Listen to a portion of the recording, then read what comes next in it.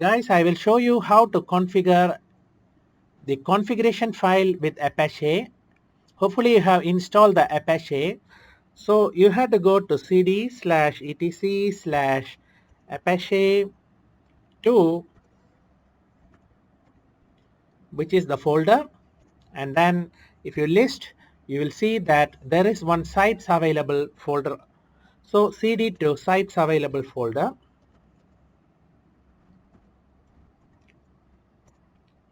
and list again.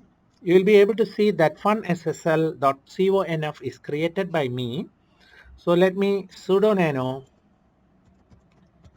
funSSL.conf, and you can see the configuration file that I showed you in episode number 2 is already pasted here.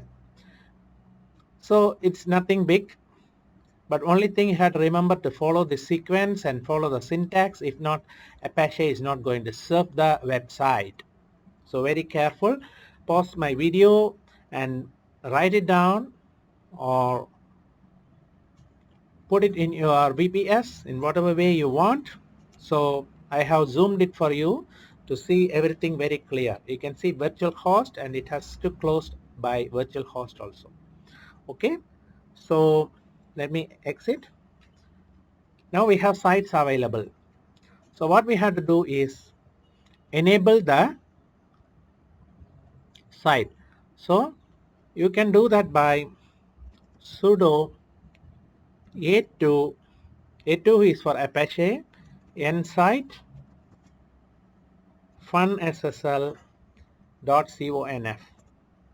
So it's already enabled for me. That's why it's showing enable. So for you, if it is first time, it will enable, and it will ask you to reload through a command which is called sudo system cdl Apache 2. I think it's reload Apache 2. Reload Apache 2. I'll zoom down a bit, zoom out a bit. Okay. Sudo system control reload Apache 2. Yes.